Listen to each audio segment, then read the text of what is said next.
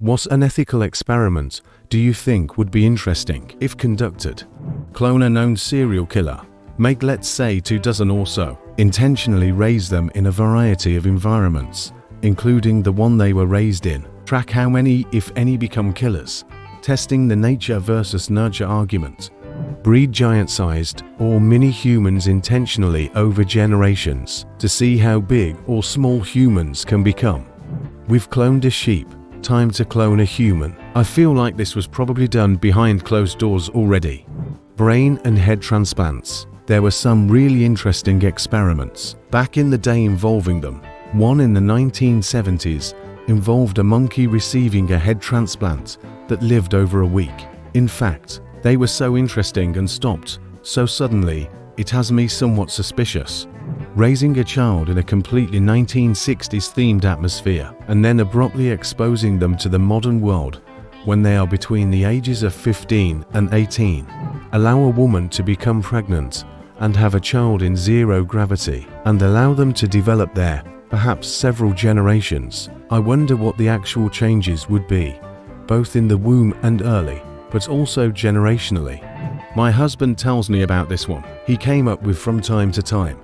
You get a baby as soon as it's born and put weights all over its body, like a weighted vest, weights around the arms, legs, etc. Once they're able to freely move without resistance, you up the weights higher and keep repeating this process until they're about 18 to 25 years old. Then once they reach that age, you take the weights off. Essentially, it would be to see if the person can run faster, jump higher, and have unreasonable strength. Raise an entire village of people who believe Star Wars is real. Raise them under, let's say, imperial occupation. Hell, we could even stage a murder of a supposed rebel by Darth Vader, and then suddenly, when everyone turns 21, reveal the truth to them. All this stuff about forbidding doping and steroids. What if we take one professional sport and just say go nuts, take it all, backed by actual doctors and scientists, paid by big money? Let's see how many absurd ways we can push the human body. What can it really do when pushed to the extreme? Cycling or MMA would be preferred. Essentially Lord of the Flies. Take 50 10-year-olds who have never met, lock them in Walmart or someplace fully stacked with everything they need to survive. Give them no access to the outside world and no way to escape. See what happens. Gather a group of varied children from different races and places from around the world. Raise and educate them with absolutely no sense of history, nationality, or religion. Purely secular education. Then study to see what prejudices they manage to come up with on their own. I think the mistake here is thinking we come up with prejudice when very insulated communities in parts of the Americas, Africa, and Asia have independently developed prejudices based on very mundane things like earlobes to obvious ones like racial phenotype and height. It's surely unavoidable that we are simply tribalistic. The idea that we poison ourselves to be hateful is, in my view, the exact opposite of the truth. I'm a geneticist and here is my professional take. I would like to see gene therapy experiments on humans to develop a treatment that would induce, in a controlled manner, congruent myostatin-related muscle hypertrophy. It's a naturally occurring heritable condition caused by mutations in the myostatin gene. Individuals affected by this disease have enormous muscle mass and very little body fat, with no known negative health effects. Gene therapy is now entering mainstream pharma, but only for deadly conditions due to surrounding ethical considerations. Such treatment would be considered cosmetic. Thus, I don't see this becoming a regulatory priority in the near future. But considering the effects on fat content, imagine the impact on, e.g., the obesity epidemic, and it would be a one-time treatment with lasting effects. We could even make it heritable and turn all of humanity into bodybuilders with zero effort. Just picture the implications. What happens if someone has goggles fitted from birth that only allow things to be seen in black and white, and the goggles are removed at age 25? You would enjoy George Stratton's experiment. He wore goggles that inverted his vision, and after an adjustment period of 3 or so days, he was able to see normally. Introducing reasonable amounts of alcohol into NASCAR. How many duck-sized horses would it take to beat a horse-sized duck? The duck-sized horses would stumble around uncomfortably, then fall over and die of hypothermia. The horse-sized duck would also be uncomfortable before basically melting when all of the proteins in its body denature after breaking down from overheating. What if we bring back the Colosseum? There's so much vitriol and hate for the other side. How about everyone who wants to fight meets up, hand to hand only? We televise it to raise money for a good cause. Let everyone hash it out, and then the world becomes a lot more peaceful. Take away a billionaire's money and see if they can raise themselves up by their own bootstraps. They'd have to assume entirely new identities. I imagine their names alone would allow them more leeway than an average person to fall back into wealth. A lot of billionaires, Wall Street hedge fundies are a good example and not recognizable by anyone outside of their industry niche. And that's exactly how they like it. That type of person would be a good candidate for this sort of experiment. For many wealthy people, their wealth is not just in bank accounts, stock, real estate, or other assets. Their wealth is their reputation and social connections. If Jim from Widgetco is a rock star in the widget industry, you and I would have no idea who he is. People in the widget industry know who he is.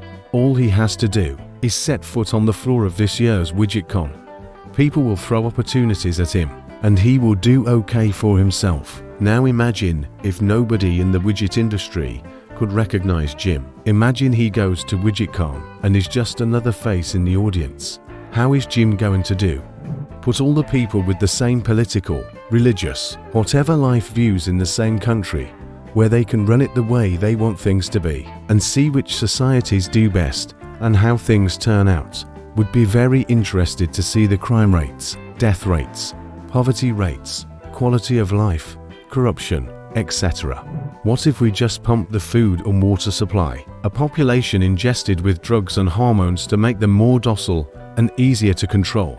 Build a massive open-air habitat and put a ton of newborn babies in there. Then, they use very subtle methods of supervising and protecting them while providing no human contact whatsoever. Hopefully, this ensures the babies are completely feral by the time they are children. Once they are grown enough to take care of themselves, we can sit back and watch as they slowly reform into something resembling a civilization. Raise a kid to age 12 without letting them see the color blue in any shade. Don't let them have anything that could accidentally be a prism or refract light. Obviously, you'd have to keep them indoors and not let them go online or watch color TV, and heavily curate their books and make sure no one ever wears anything blue inside or lets them know that there is a color called blue. On their 13th birthday, take them outside and show them the sky. Note their reaction to the new color. Ask them what color the sky is. Do they call it green or purple, or do they just lose their minds seeing a brand new color? Stick a person in an airtight room with an increasing number of plants to find out the number needed to maintain a sustainable oxygen level. We did this already.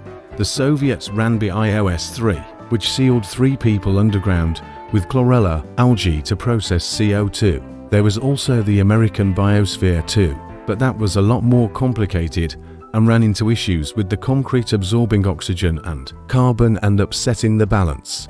Raise a group of children in a typical Western setting, or as much as is possible, but without any knowledge of religion. Then when they're adults, introduce them to all the world's religions in a job fair type setting and see as they feel the need to join any of them. I've had an idea for an unethical reality TV show where the premise is that you literally commit a crime of your choosing and see if you can get away with it, and the whole thing is to see if you can outsmart the authorities and get away with your crime, or if you slip up and do something that gets you caught. Camera crews would follow the perp and the police investigators and watch as the crime and the investigation unfolds.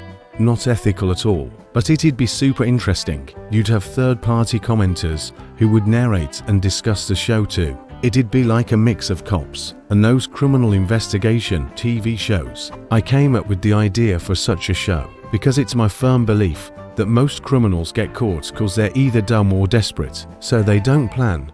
And it's my belief that if you're an intelligent criminal who thinks things out, and thinks things through and is educated on investigative techniques and technologies, that you absolutely can get away with literal crimes. It's just that the type of people that have that level of dedication, patience, drive, and intelligence don't choose a life of crime, except in the rarest of circumstances. But if they did, I really think a smart criminal would get away with it, so long as they were not a serial criminal, because at some point everyone gets complacent and, or just slips up.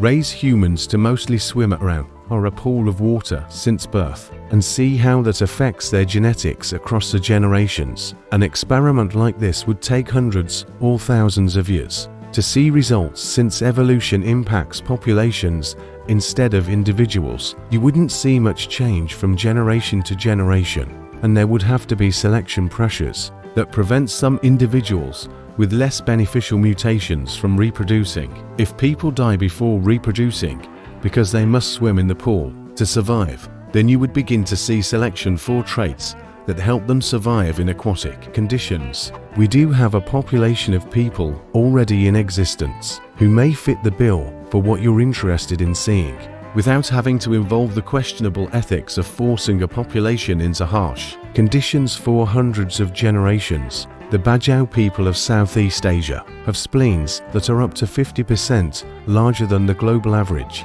Their history goes back thousands of years, and their nomadic lifestyle has been dependent on diving for subsistence by spearfishing or collecting seaweed, clams, or other stationary sea life. Your spleen has a supply of oxygenated blood that is released to supply oxygen to your organs when your breath is held. Having a much larger spleen allows the Bajau people to hold their breath for longer than the average human and dive to greater depths without diving gear. The mutation that resulted in their increased spleen size was selected for as generations continued, because the people who could dive deeper for longer had better chances of surviving long enough to reproduce and could provide for more children because of their increased ability to get sustenance from the sea. The larger the spleen, the better suited you are to an environment where people spend 5 hours a day diving for food. In your opinion, what would be an interesting and ethical experiment to conduct? Share your thoughts in the comments. That's it. Leave a like, and thank you for watching.